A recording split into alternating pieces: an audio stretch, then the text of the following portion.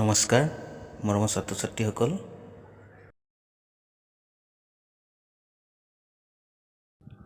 আমি সকলোৱে আমাৰ দৈনন্দিন জীৱনত বহু বস্তু তুলনা কৰোঁ। যেনেকৈ সি মোতকৈ চাপৰ, সি মোতকৈ ওখ আদি। ঠিক তেনেকৈ গণিতৰ ক্ষেত্ৰতো আমি সংখ্যা তুলনা কৰিব পাৰোঁ। কোনটো সংখ্যা কোনটো সংখ্যাতকৈ ডাঙৰ বা সৰু বা সমান, তেনেধৰণৰ। ঠিক আছে, তেনেহ'লে আজি আমি এই বিষয়ে আলোচনা কৰোঁ আহাচোন। ছাত্ৰ ছাত্ৰীসকল, দুটা সংখ্যা তুলনা কৰিবলৈ আমি এই চিনকেইডাল ব্যৱহাৰ কৰোঁ। এই চিনকেইডালৰ সহায়তে আমি সংখ্যাবোৰ তুলনা কৰিব পাৰোঁ। এই চিনটো দেখা পাইছেনে তোমালোকে? এই চিনটোৰ খোলা ফালে থকা সংখ্যাবোৰ সদায় ডাঙৰ সংখ্যা হয় আৰু চিনটোৰ বন্ধ ফালে থকা সংখ্যাবোৰ সদায় সৰু সংখ্যা হয়। ঠিক তেনেকৈ তাৰ বিপৰীত বুজাবলৈ হ'লে এই চিনডাল ব্যৱহাৰ কৰা হয়। অৰ্থাৎ আমি এটা কথাই জানিব লাগিব যে চিনডালৰ খোলা ফালে ডাঙৰ সংখ্যা বহিব আৰু বন্ধ ফালে সৰু সংখ্যা বহিব। আকৌ এই চিনডালক কোৱা হয় সমান চিন। যেতিয়া দুটা একে একে সংখ্যাৰ মাজত বা সমান সমান সংখ্যাৰ মাজত আমি তুলনা কৰিবলৈ যাওঁ, তেতিয়া এই চিনডাল ব্যৱহাৰ কৰা হয়।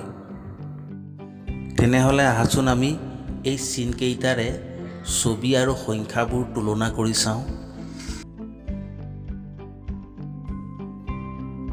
তোমালোকে নিশ্চয়কৈ দেখা পাইছা, ইয়াত 3টা বটল আছে বাওঁফালে আৰু 4টা বটল আছে সোঁফালে।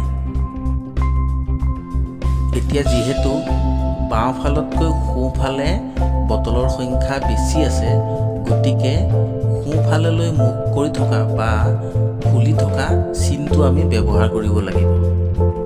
এইবাৰ তোমালোকে চোৱাচোন, বাওঁফালে আছে 6টা মাছ আৰু সোঁফালে আছে 3টা মাছ।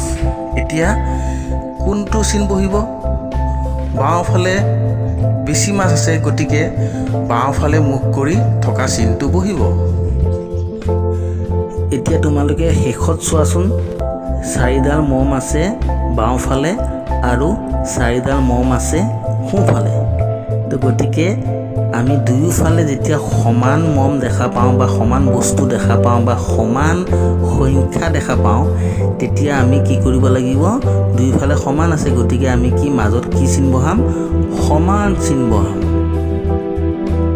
তো মৰমৰ ছাত্ৰ ছাত্ৰীসকল, আমি এনেদৰেই সকলোবোৰ সংখ্যাৰ মাজত সৰু ডাঙৰ আৰু সমান চিন ব্যৱহাৰ কৰি সংখ্যাৰ মাজত তুলনা কৰিব পাৰোঁ।